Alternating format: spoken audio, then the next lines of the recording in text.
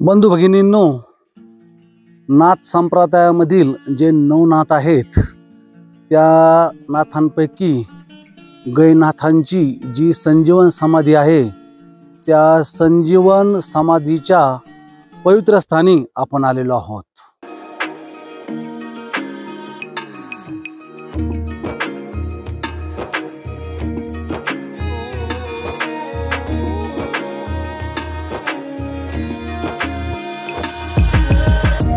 वैराग्यमूर्ती वामनभाऊ महाराज यांचा गहिनाथ गड त्या ठिकाणाहून हे अंतर आहे 3 किलोमीटर आणि या ठिकाणाहून राष्ट्रसंत भगवान बाबांचं जन्मस्थान सावरगाव एक 4 किलोमीटरवर आहे। तर आपण आता जी नाथांची संजीवन समाधी आहे त्या ठिकाणी जाऊन दर्शन घेणार आहोत। आणि मी आपल्याला सांगितलंय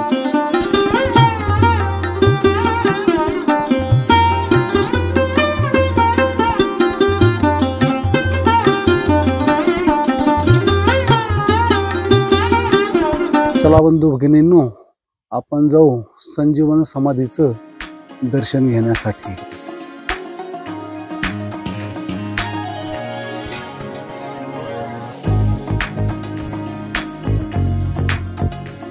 मित्रांनो, मी 12 वर्षाचा होतो त्यावेळेस या ठिकाणी मुक्कामास राहिलो होतो आणि अनेक वर्ष या मंदिराविषयी माझ्या मनामध्ये एक उत्सुकता होती आणि आता 40 वर्षांच्या नंतर पुन्हा मी या ठिकाणी आलोय। तसं नाथांच्या समाधीचं आपल्याला दर्शन घ्यायचंय, पण बाजूस असलेल्या भगवान महादेवाचं दर्शन आपण घेऊया। पुरातन दगडी बांधकाम असलेलं हे मंदिर आहे। हर हर महादेव। तर चला जाऊया गहिनाथाच्या संजीवन समाधी मंदिरामध्ये।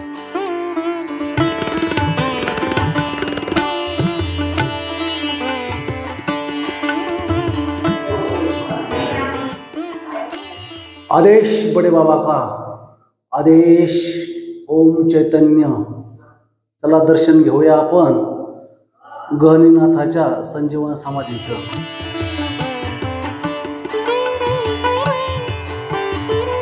बंधू भगिनींनो, आता आपण या स्थानाबद्दल माहिती देणारे नाथ भक्त आपल्या बरोबर आहेत। नाव सांगा आपलं। विजय महाराज वायकर महाराज।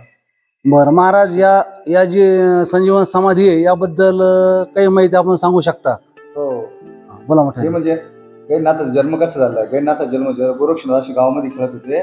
ते खेळते का लहान मुलं तिथे सगळे गोळा झाले म्हणे गोरक्ष म्हणजे तू आमच्या सगळ्यात मोठा आहे म्हणे, आम्हाला आहे ना ही गाडी बनवली म्हणे, बैलाची गाडी बनवली, बनवून दे म्हणे। ते मला नाही बनवायला वेळच नाही म्हणे मला, कारण ते काय आलं त्यांनी दिलेले जे गुरु उपदेश होता त्याच्यामध्ये मग्न होते म्हणे, मला वेळच नाही म्हणे, मला माझं काम करते जाऊ दे म्हणे। मग त्यांनी इकडून तिकडून गाडी बनवली तर म्हणे आम्हाला म्हणे आता सारथीचे करून द्या म्हणे, आम्हाला सारथीच बनवता येणं म्हणे, आम्हाला कोणालाच बनवता येतं म्हणे। ते म्हणे त्याने लय विनंती केली म्हणे, अरे गोरक्ष ते म्हणे म्हणून।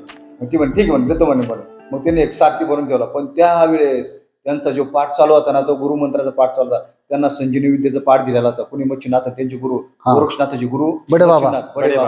त्यांनी तो पाठ दिलेला होता। ते काय करत कंटिन्यू ते घोगत होते संजीवनचे मंत्र तो कंटिन्यू घोगत होते।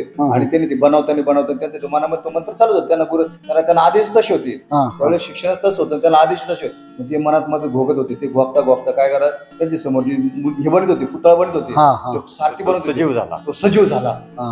इकडे थोडा असा पळायला लागला तोच गैरीनाथ त्यावेळेस मग गर्भाजे नारायणचा अवतार।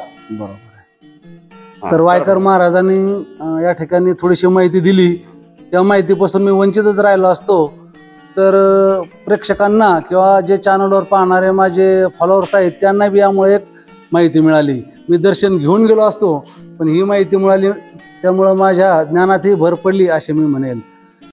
जय हरी। आदेश। नमो आदेश।